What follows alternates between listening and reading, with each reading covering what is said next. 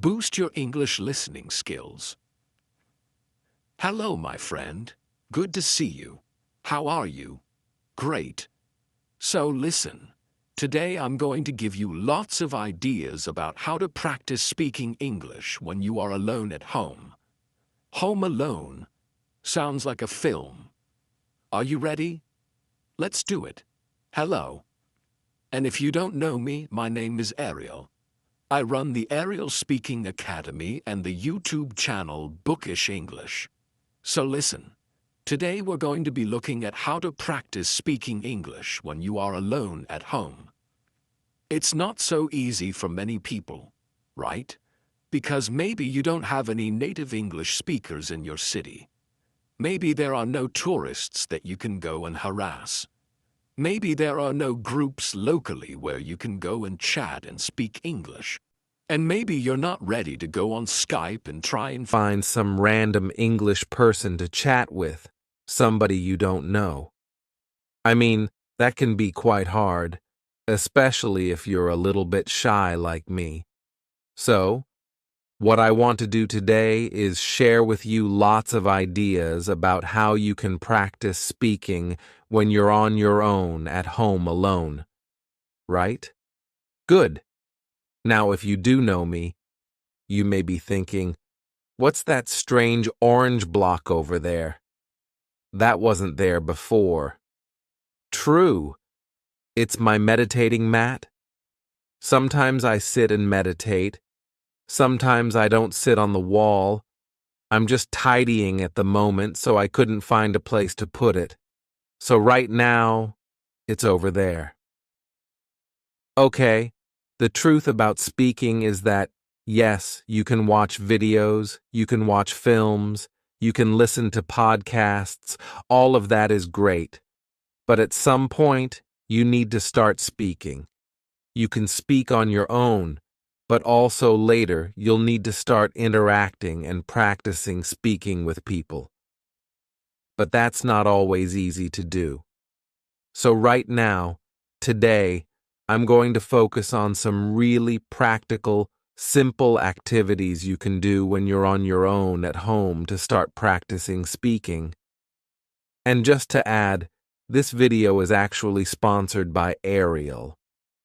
Ariel is a fantastic online platform for you to learn English and practice English. They have native English-speaking teachers. You can choose any time, any teacher. It's really flexible and easy.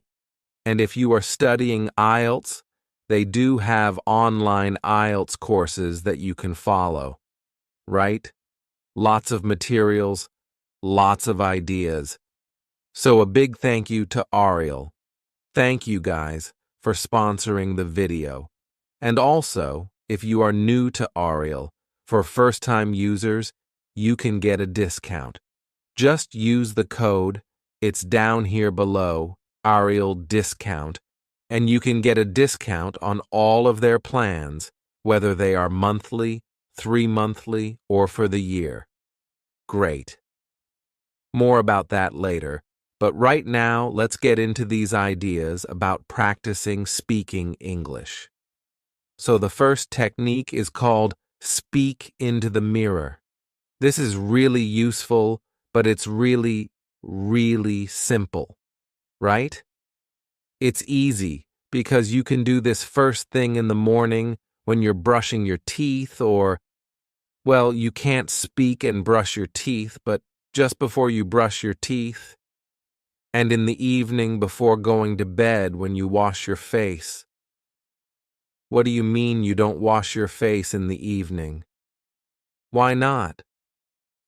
My mother always told me, make sure you wash your face, clean behind your ears, wash your neck, scrub your neck. Yeah, wash your face before you go to bed. It takes all the dust and pollution off your face, apparently. Anyway, that's a great time that you can do it. And this is good because the key to learning and preparing for IELTS is habit, right? And if you can attach your learning to an existing habit, brushing your teeth or washing your face, then it makes it much easier. Now, I used to do this when I was learning Chinese. In the morning, after brushing my teeth, I would just have a few sentences talking about what I'm going to do today. In the future, right now, right? So, today, I'm going to go to the park. I need to go to the supermarket. I'm going to buy some vegetables. I'm meeting Jack at 6 o'clock. I might go to the cinema. All in the future. Brilliant. And then, at the end of the day, you can talk about what you did or what you have done, right? Today, I went to the park, I played football, I went shopping. In the end, I've done a lot. It has been a good day, right? Past tense, present perfect as well. So you can see it's actually great to practice different tenses. It's a bit like writing your diary at the end of the day, which is also a great way to practice writing. But this is speaking in front of the mirror. It's nice. It's reflective learning in many ways. Okay, moving on. The next one I call collocation fun. Collocations are words that are often used together, right? Like we talk about heavy rain. Heavy rain. In English, we don't say big rain. We say heavy rain. So these are collocations. Collocation fun is where we're going to practice speaking using a very common teaching method, really based on the task-based approach to teaching. It's based on prepare, practice, present. So we'll be preparing the words, the collocations, practicing sentences, and then presenting a whole talk. Now, the reason I suggest doing this in front of the mirror is that there are great benefits to talking to a mirror, right? First of all, mirrors don't answer back like young children or wives. But apart from that, when you're speaking in the mirror, you can look at your mouth and see the kind of movements that you're making, which is great. It's useful for pronunciation. You can also check your body language. You may be surprised to see that you speak like that without ever moving your arms, or that you suddenly realize, I'm doing this all the time. That's fine, but being aware of your body language can be quite good. And also, you feel like you're talking to someone, right? Many people I know, and this happened to me, practiced for a long time with a book. And when I went to speak to somebody in the foreign language, it was like a shock seeing this face in front of me. Oh my God. But practicing with the mirror, you've got used to a face in front of you, right? So it does help. So let's look then. Prepare, practice, and present. Preparing. What I suggest you do here is take a topic. A recent topic we were studying in the live lessons was science, right? And then get some collocations. You can use your course book if you want. You can get onto the internet. You can go to this rather nifty little website, this one called Ariel Speaking Academy. And in here, right, you have got free live lessons. You can go through to the free live lessons, and there is a recent one on science. So you can just download, right? Download the document. Yeah, we want to download that. And then find in there all the collocations. Look, you've got the notes here. And here, you've got collocations, you've got idioms, you've got loads of stuff. And what I would do is I would take maybe 6 or 7 collocations or idioms like exact science. It's not rocket science. To be on the same wavelength. And that's the preparation, right? That's step 1. Step 2 is, in front of the mirror, just make a sentence with it. right? Exact science. Well, parenting, bringing up children, is not an exact science. Cooking is not an exact science. Frying an egg? It's not rocket science. It's actually quite easy, right? And then I'm just practicing sentences here. And then, in the end, after practice, present. I take one of the old Part 2 questions around science. Maybe something like, describe an area of science you're interested in, and then start to talk about it for maybe a minute, and trying, if possible, to use some of these phrases and sentences, right? So you may say something like this. Describe an area of science you're interested in. Well, okay. I guess an area I'm interested in actually is cooking. And I know it's not an exact science, but I guess it's a branch of science. A branch of food science, maybe, right? And I am interested in the science behind cooking. I think it's very interesting.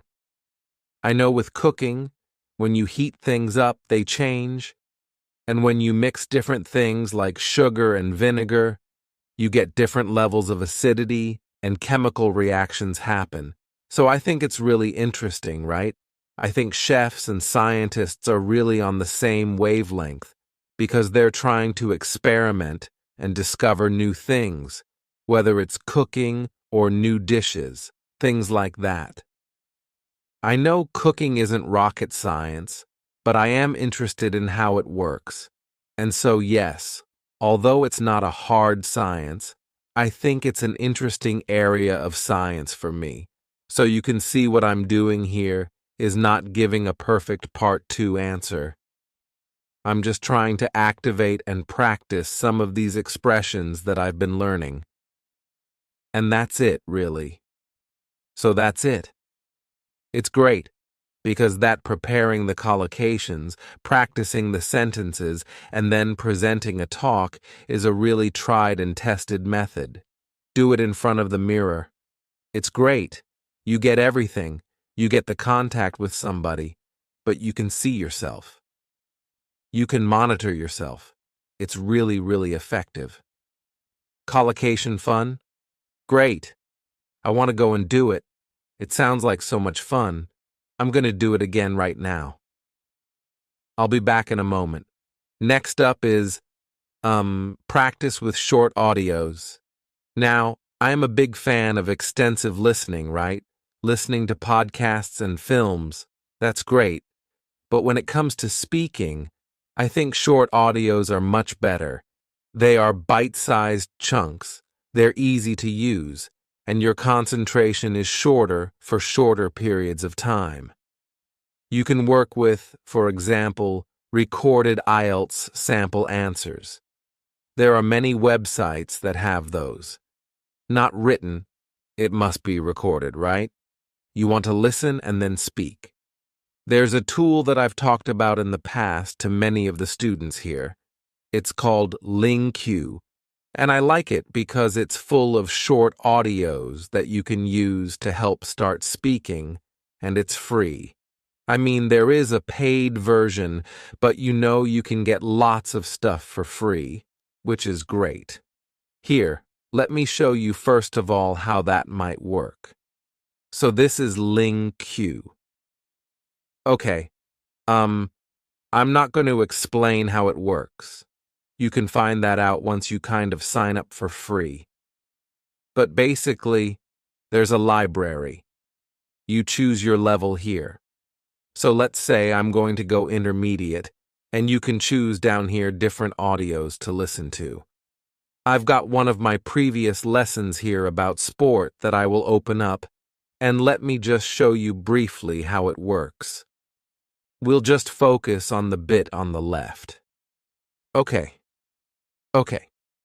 let's try. Hello, Stephen. Hello, Steve. Nice to see you again. Nice to see you again. So, what I want you to focus on first is, as you listen to the sentence, pick out the stressed words. Nice to see you. Nice. See you. Like to chat a bit about your interest in sports. Chat, interest, sports. So I'm just repeating the stressed words. To the interest of sports, sure. You lived in Japan for quite a few years, I think. That's lived Japan, years, I think. Right. About 9 years. 9 years. Okay, so you can see I'm just doing the word stress. And also, you can pick out chunks or phrases that you like or that sound interesting. Years, and I think you lived in different cities. That's right.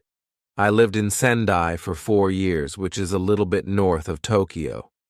A little bit north, that's interesting. Which is a little bit north, right? Not in the north, not located in the north, is a little bit north of. Nice. Tokyo for 4 years and then 1 year down south in Shikoku. Down south. Interesting. Not in the south. Down south. Okay. And did you play any sports when you were in Japan? A little bit. A little bit. I love that. A little bit. A little bit. Played a little bit of soccer. I played a little bit of soccer. A little bit of soccer. Isn't that great? So you can see I'm picking out either the stressed words or little phrases or chunks that I like. And this is really helping us listen and prepare for speaking. Next, what you'll do after you've finished, if you want, you can check the tape script as you listen again. That's fine. But at the end, what I would like you to try and do is try to repeat the audio or the lesson, giving a summary.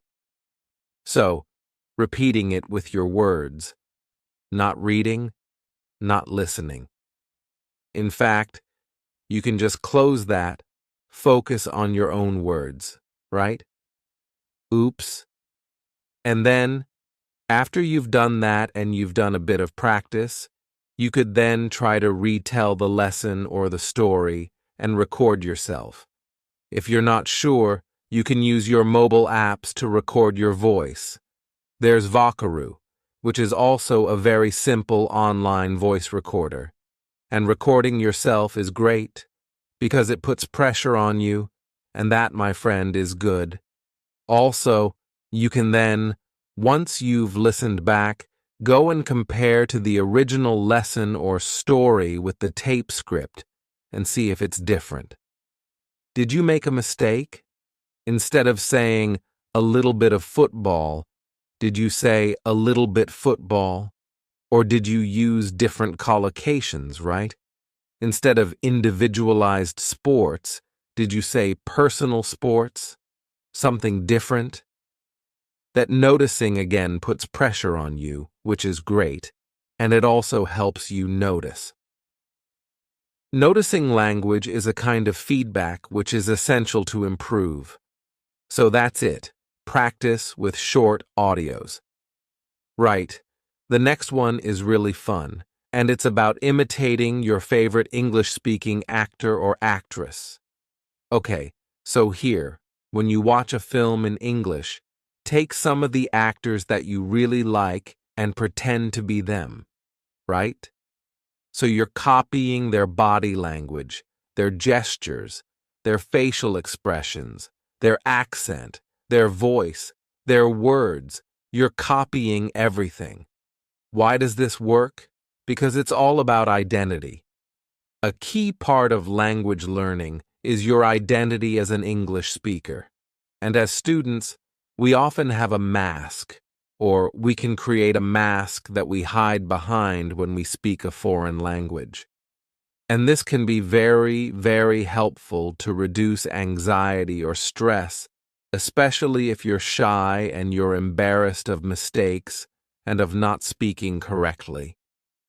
When you have this mask to hide behind, it doesn't matter because you're being somebody else, and it's great fun to do this with actors and actresses.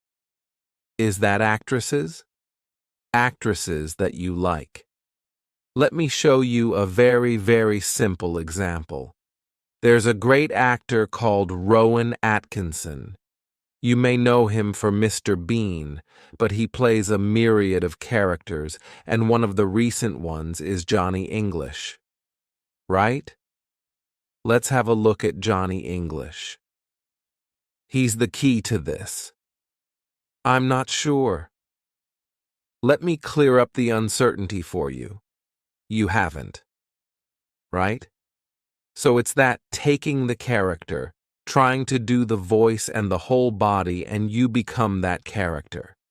And you become that character. And you can do that when you're practicing speaking on your own. Right? You probably don't want to do it when you're out and about at the shops or speaking to foreign people. Hello! They think you're Johnny English. They think you're mad. But when you're having fun at home, it can be a great way to practice. So that's it. Imitate your favorite English-speaking actor. The next one is to send audio messages. Right? Now, when you're using, if you're using Facebook, WhatsApp, other social medias that have a chat facility, often we send text messages.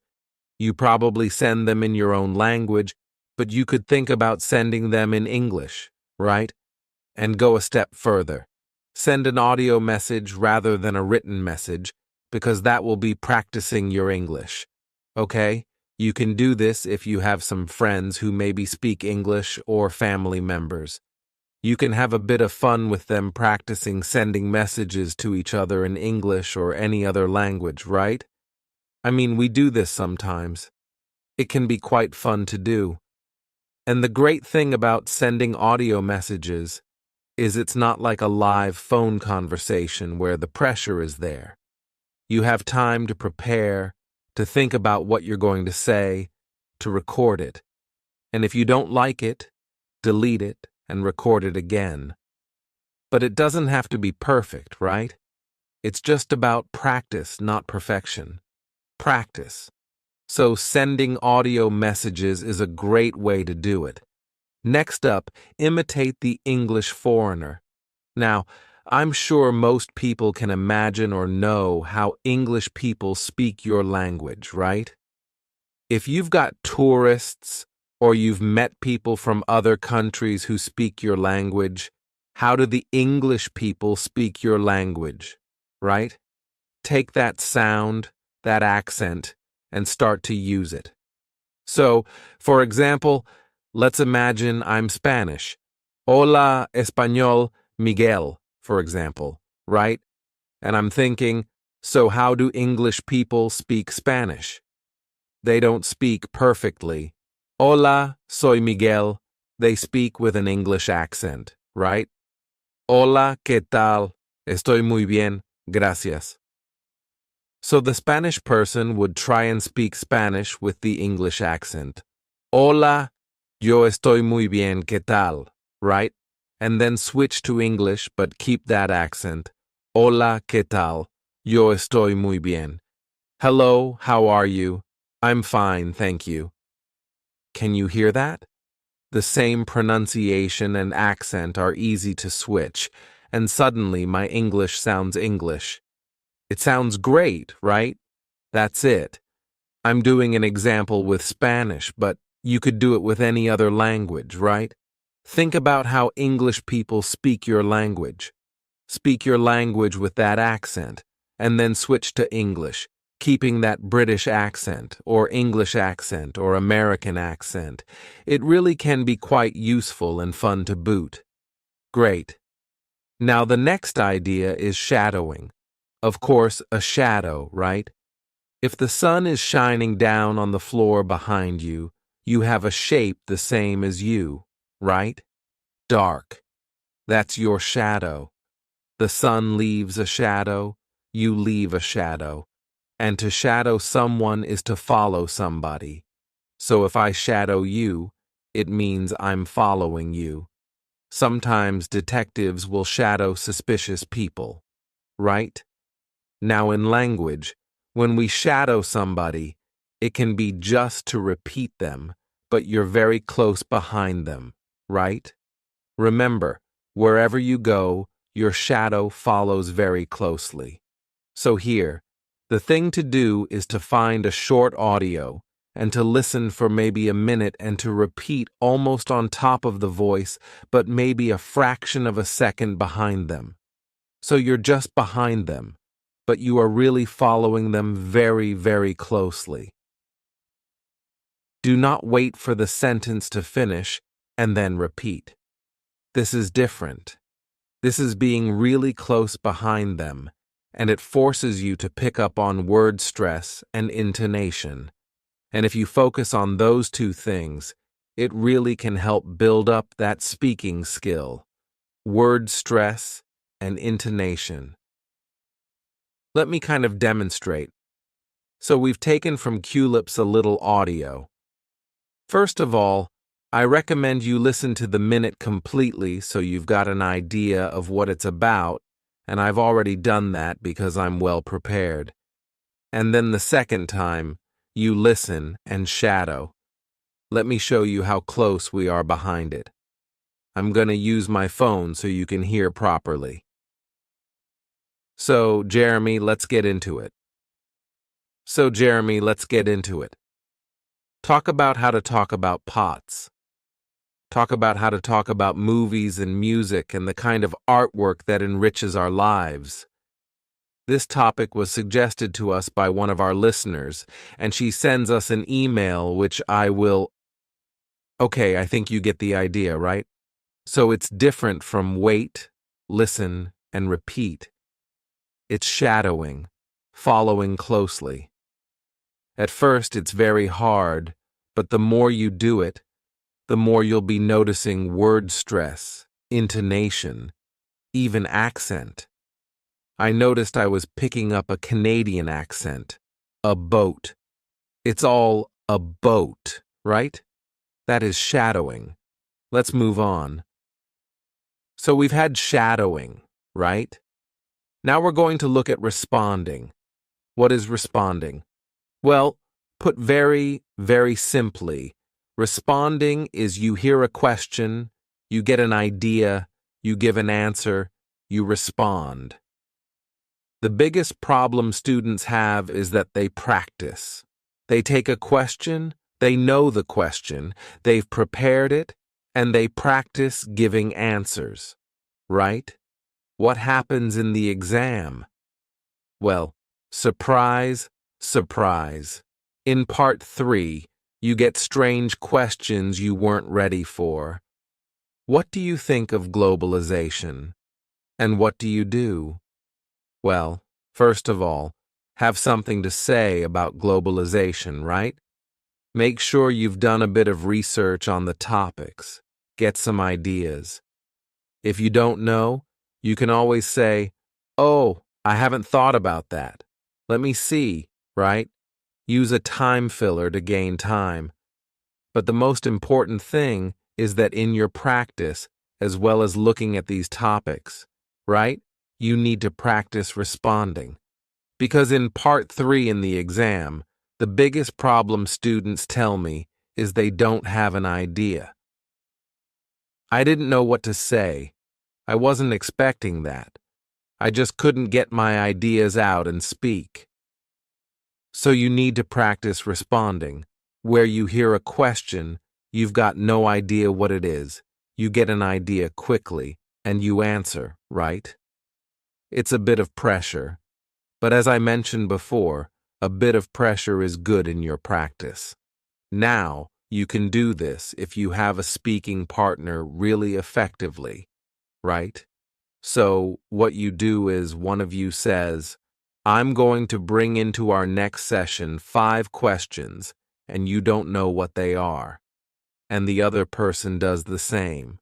You come into your session, and you ask each other these surprise questions. And it's a shock at first, but it's like anything. It's like going down to the gym. You just practice this, and you build up the skill. If you haven't got a speaking partner, you can do a bit of practice on my YouTube channel, right?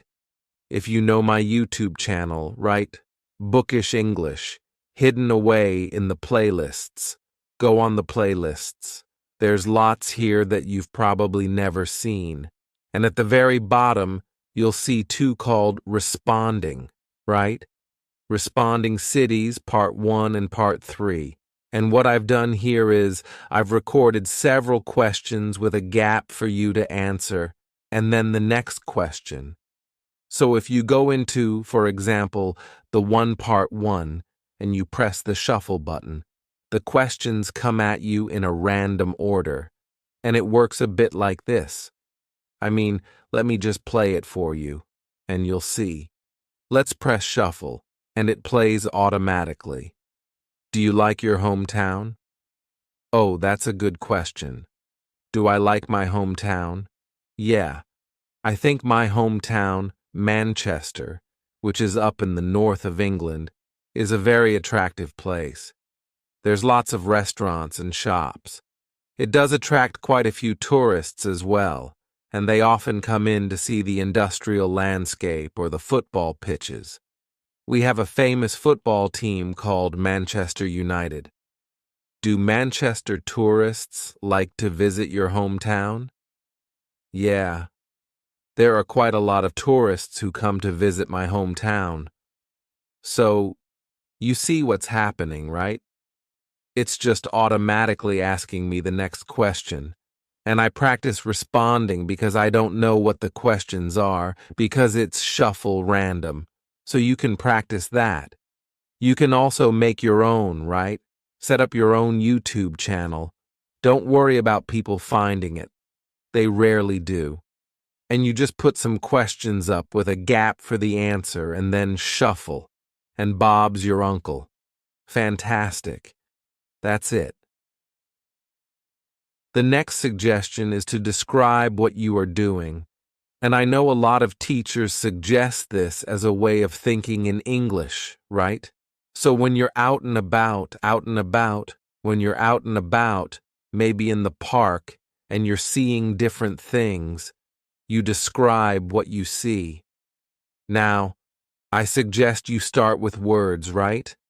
So there you are, out and about in the park, and you see, oh, bicycle, person, path, trees, bag, woman, phone. And you're using words, right? And then, right, as you're walking around the park, you make collocations, little chunks of language, right? Riding a bike, a long path, a cluster of trees, the woman glued to her phone, picnic, having a picnic, maybe, right? And then you go on to make sentences. Okay, this is a bit like what we mentioned earlier, the prepare, practice, present. So you're going from words to collocation to sentences, right? Oh, there's a man strolling in the park. There's a woman riding a bike. And also, there are lots of trees. There's a woman glued to her phone, and she looks like she's about to have a picnic. And you go on and on and on, right? Great. You can do it in any context. You can do it at home or when you're out at the shops, wherever. Now you may think, and you may say, yeah, but Ariel, you can't go around the streets talking to yourself. People will think you're mad. Well, yes and no, right? Nowadays, put these on, right? Nowadays, people walk around and they're on the phone and like, hello? Yeah, John? Yeah, I'm in the park, actually. Yeah, it's lovely. There's a man strolling over there. There's a woman riding a bicycle. Yeah, I'm good. How are you? Right? That's perfectly normal to be talking to yourself in the streets, right? And if you're not comfortable with that, you can pretend that you're Johnny English, right? Pretend you're a spy. Hello, yes. There's a man walking along a path. There's a woman riding a bicycle. And I think there's a woman glued to her phone, and she's about to have a picnic, calling the police. Get Johnny English. Laughter. Pretend to be a spy. I don't know. It's very, very normal. but the key is to speak out and go from words to collocation to sentences. Great practice. You can do it at home as well. I mean, I'm talking about getting some fresh air. Nowadays, that's not so easy, right? In fact, if you've got a little mask, you could speak behind your mask. Nobody needs to know. Or just stay home and do it. And the next one is to sing in English, right? Find a song you like in English. Get the lyrics, sing along. It's a great way because why? Because you pick up on melody, intonation, connected speech, contractions, weak sounds. All those pronunciation features really come out very strongly in songs through the melody. So it really is a very powerful way to practice. And don't worry if you're out of tune. I am Mr. Out of Tune. Seriously. I just cannot hold a note or a tune at all. But that doesn't stop me from singing in the shower or anywhere because I enjoy it, right? So don't worry about that. Just practice. If you're not sure where to go, check out this website, Lyrics Training. Again, there's lots of stuff for free, and you can have a bit of fun with it. Let me show you briefly how it works. lyricstraining.com. You can get it as an app, which is probably the best way to do it, but just to show you, I'll go to the web. You can choose any song on here. Most of them come from YouTube, I think. But let's take Perfect by Ed Sheeran, and then the game mode. So you decide if you're a beginner. Let's say I'm intermediate, and here we're going to fill random words. So it's actually a game as well as practice.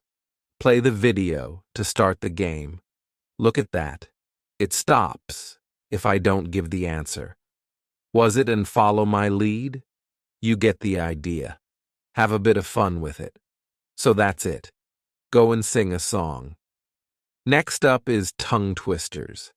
Tongue twisters are things that are difficult to say, and this really focuses on pronunciation. They're a lot of fun, good to try, and help you focus on specific sounds. The idea is to repeat the sounds or the riddle 3 or 4 times until you get more fluent with it.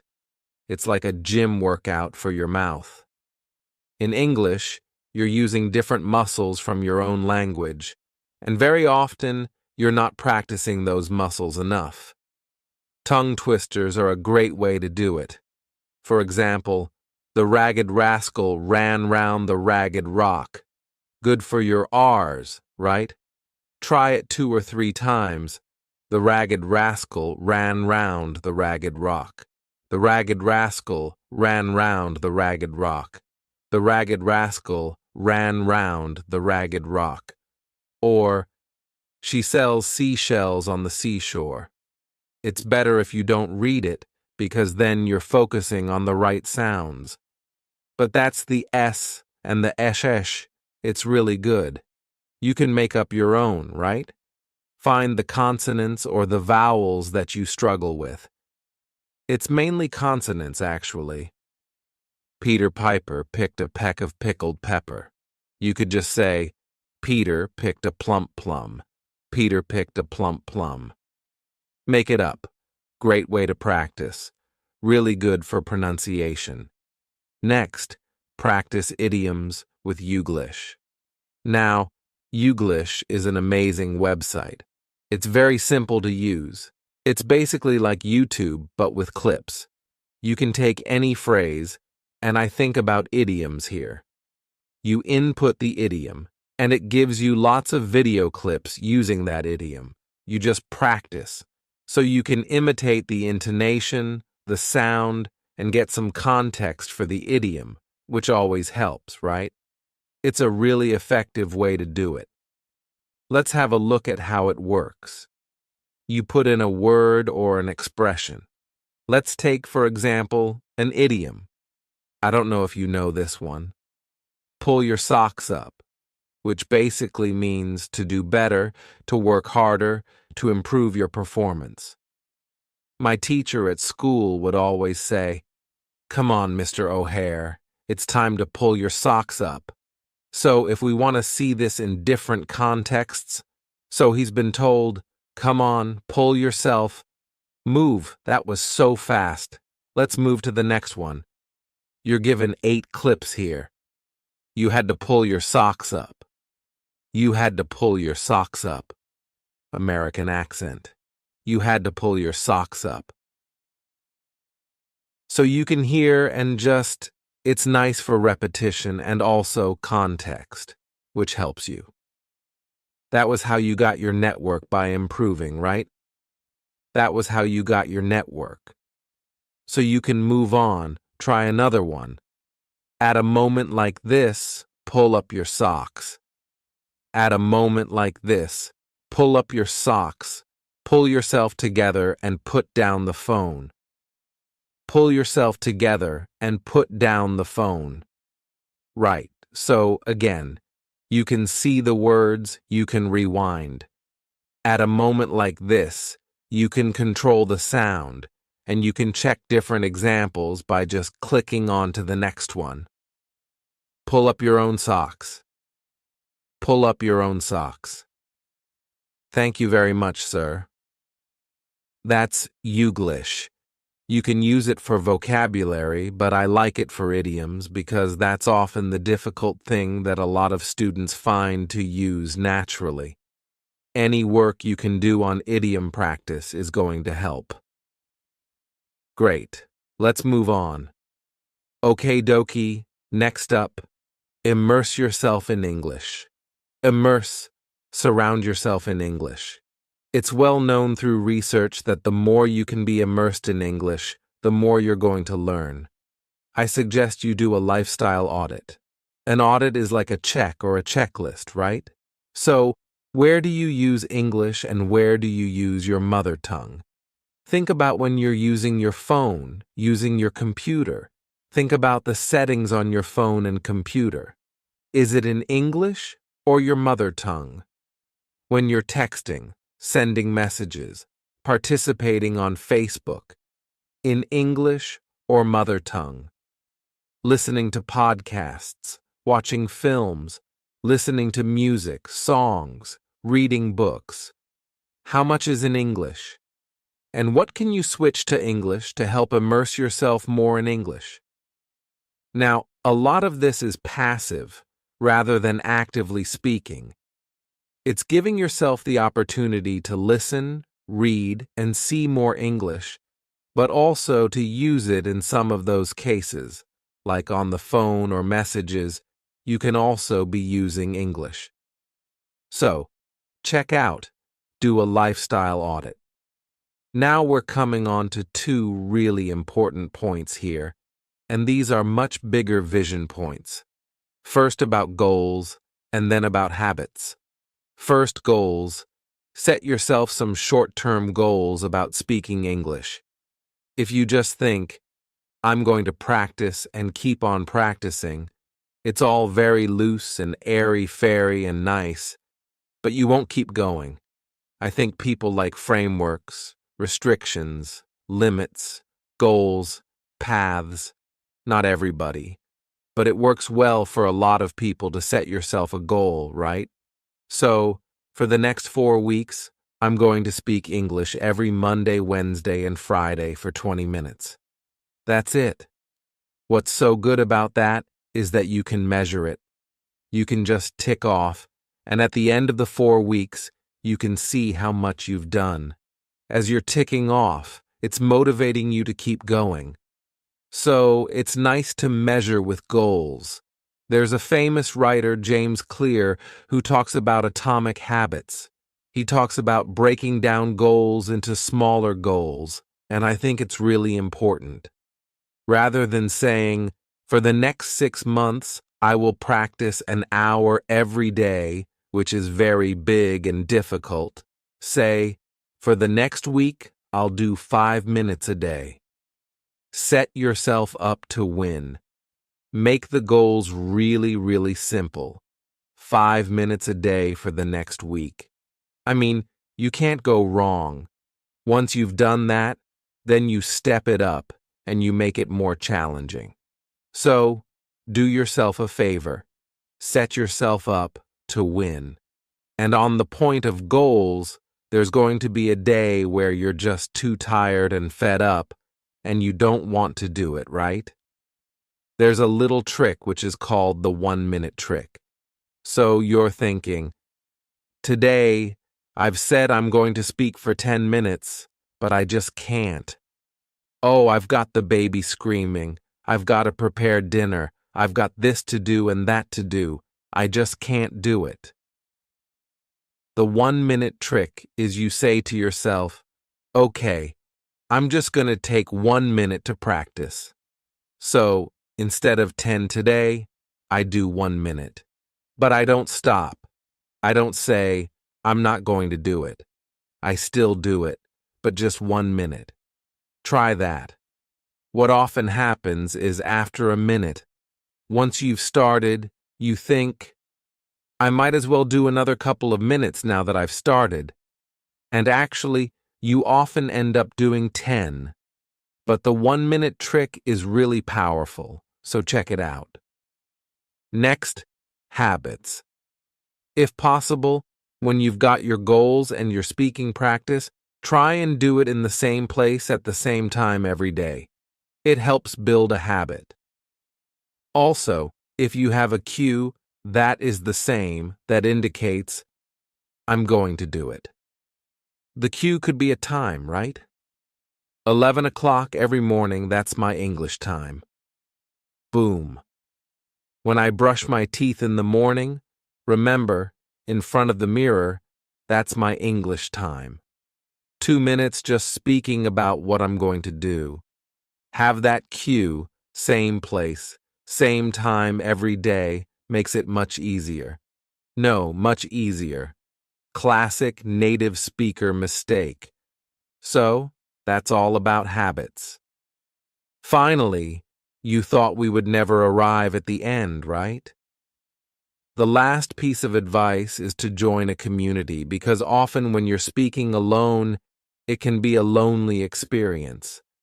So even though your practice is alone at home, having some kind of contact with the community, even if it's reading, writing, typing, can be very motivating. Even if you're not speaking, you can speak in my community. Some people record themselves. Great. But you can practice at home on your own. Just having people you're sharing your learning with is very powerful. That is it. All of these are, I hope, interesting, useful, and great ideas for you. Great. So, there are lots of ideas there. I hope you can take some of these and start practicing speaking when you're at home alone. I think it's all a question of confidence, right? The more you speak, the more confident you get, and the more ready you are for your IELTS speaking test. Also, I hope if you practice these, you can be ready to move up to the next step because I do think it's also important to interact with people, and maybe this can help you get ready to find a speaking partner or speak with a friend in English. Or even find a teacher where you can go and practice more and more. Whichever way you go, enjoy it and have fun with English as well. I'd like, finally, just to say a big thank you again to Ariel because if you are ready now for a teacher, Ariel is a great place to go. Online learning, you can choose which teacher you like, the topics you want to discuss, and when you want to practice. It's great, right? They can also record lessons. They have in-chat translations if you need it. It's really great value for money, so go and check it out, and you'll get a discount. Check out the details below for the first-time users. You can get a nice discount on their offer as well. Brilliant. So, listen, thank you very much for watching. If you've enjoyed the video, do like it, share it with others, Subscribe to the channel Bookish English, and that's it. I look forward to seeing you very soon. Take care, my friend. Bye-bye.